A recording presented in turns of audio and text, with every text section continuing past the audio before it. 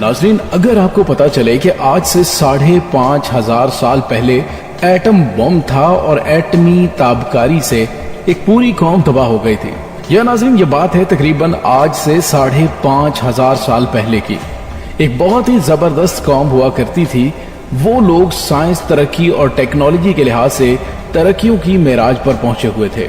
وہ پہاڑوں کو اس خوبصورت طریقے سے تراش کر مضبوط ترین محلات اور تعمیرات کیا کرتے تھے کہ آج کی سائنس ان کی عقل و دانش پر اش کر اٹھے۔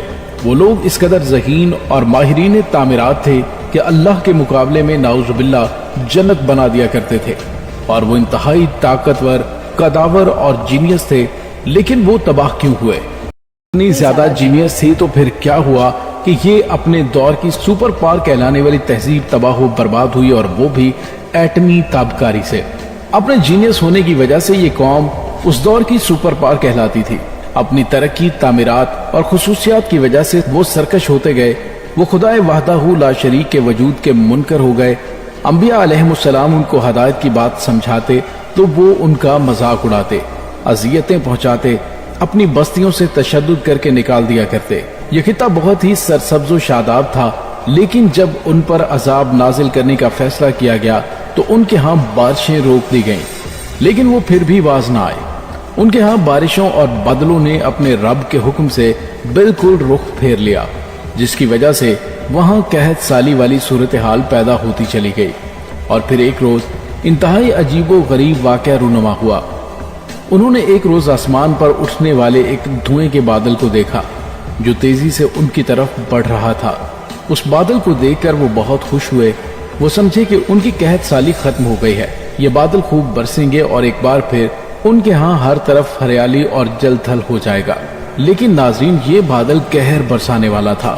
یہ وہ بادل نہیں تھا، بلکہ اس بادل نے سوائے ان کے مضبوط مکانات اور محلات کے کچھ بھی نہیں چھوڑا تھا۔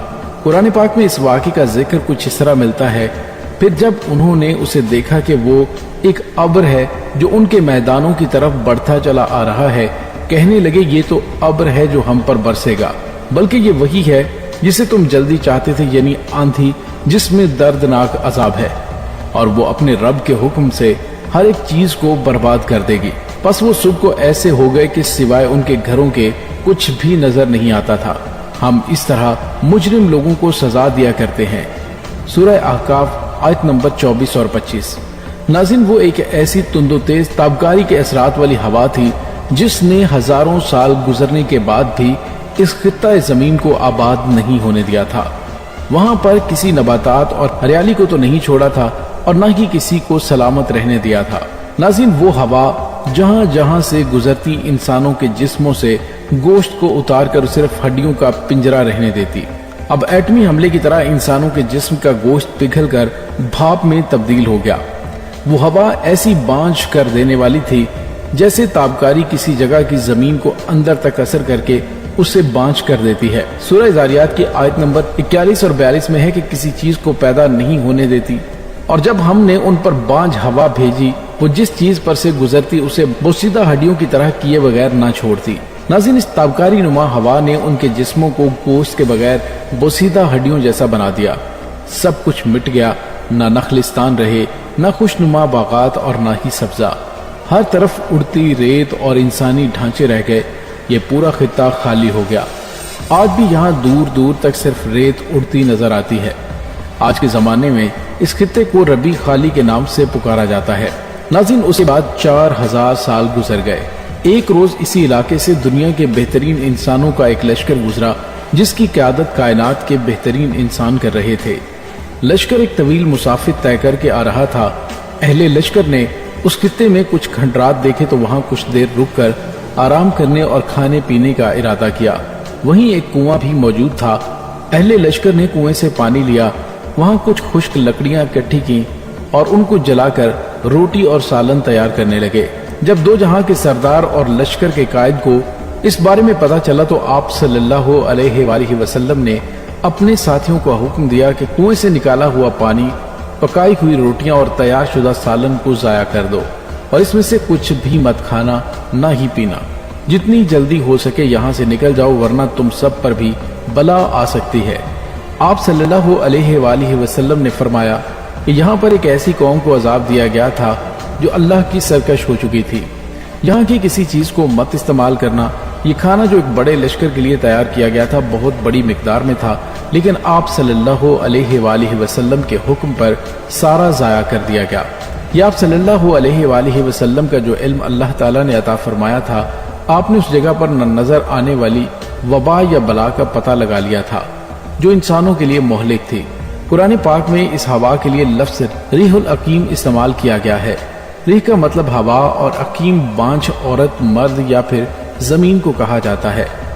علماء اکرام اس لفظ بانجھ ہوا کے معنی عرصہ دراز تک تلاش کرتے رہے، لیکن ایسی بانجھ ہوا کے بارے میں نہ جان سکے جو اتنی ہلاکت خیز تھی کہ جسم سے گوشت پگھلا کر ہڈیوں کو بوسیدہ کر دے اور اس جگہ پر موجود ہر چیز کو ایسا بانجھ کر دے کہ وہاں ہزاروں سال بعد بھی کوئی چیز کچھ نہ پیدا کر سکے۔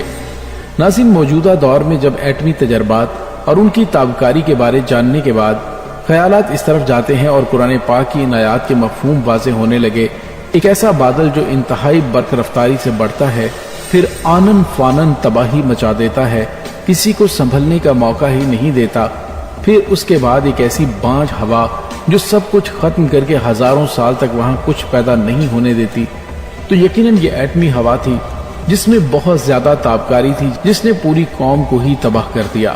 ناظرین، یہ حضرت ہود علیہ السلام کی قوم عاد تھی جس پر بادل کا عذاب اترا تھا۔ پھر سمود علیہ السلام کی قوم سمود پر ایک تیز چنگھاڑ کا عذاب نازل ہوا تھا۔ دونوں کے بارے میں محققین یہی کہتے ہیں کہ یہ ایٹمی تابکاری جیسے عذاب تھے۔ ناظرین، نبی پاک صلی اللہ علیہ وآلہ وسلم نے غزوہ تبوک کے موقع پر وہاں سے کوچ کرنے کا حکم دیا تھا۔